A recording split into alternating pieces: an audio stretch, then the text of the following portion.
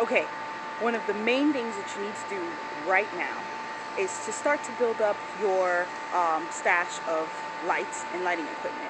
Now, in an apocalypse or a disaster scenario, whatever it may be, you need light, period. It gets dark, and we are so reliant on electricity right now that you wouldn't even realize it until it was too late. To be quite honest, a lot of people are like, oh, I have a flashlight and I have some backup batteries. How long do you think that flashlight's gonna last when you're sitting there, you know, trying to light the room for however many hours? Or candles. Yeah, you might have 1 or 2 candles, you know, maybe even 10 candles. But really, how long do you think those candles are gonna last? For example, a few days ago, I had, there's a lightning storm and the transformer blew. So we had no electricity for like 5 hours. And maybe about 2 to 3 of those hours were actually in the darkness. And yeah, I have survival candles and stuff like that, but you realize that it's really not enough. I had enough candles for maybe a day, and they go out pretty quickly. They burn pretty fast. And so I was like, crap, even my flashlights, I'm sitting there going, they weren't in anywhere where I could easily, you know, just find them. I didn't know exactly where each one of them was. I had to search the house to find the flashlights and things like that. And I realized, crap, if this light was out for more than 5 hours, say it was out for a week, the batteries are gonna die, all that kind of stuff. So I was looking into it, I was researching, and they have a lot of flashlights and things like that that you like crank them to charge them. And so I'm going to increase the amount of the amount of those kinds of flashlights that I have. But again, you don't want to strictly rely on those because, you know, you have to crank them if the battery ever doesn't charge or something like that. So you don't want to just have like one of those and say, oh, that's good enough. You know what I mean?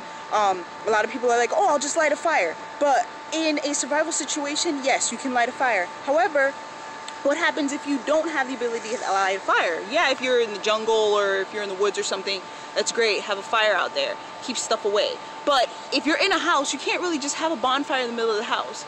You might have it in the backyard, but when it's time for you to actually, you know, go into the house and do things like, you know, I don't know, take a shower even though the water's cold, or just to get in from the elements, you still need to have the light. So my suggestion to you is, if you think you have enough light, you don't, and get some more. Yeah, pretty much that's it. You'll never have enough, and in a survival situation, obviously there's going to be a need for scavenging and foraging and finding more resources and things like that. However, make sure you have some to start with, because the first week or two when you're still waiting for the government to bring you help and to save your life and to restore the energy, you're going to need those supplies until you realize they aren't coming. Alright, so that's what I'm doing.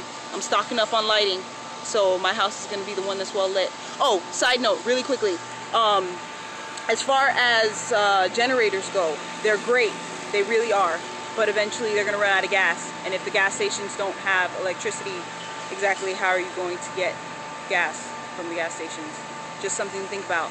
They have generators too, but what if those aren't working? They have, like, you know, try to get something solar. That's, honest to goodness, the best thing you can do. Something solar or something that you can manually charge using human power. Alright, talk to you next time. Cover the screen up!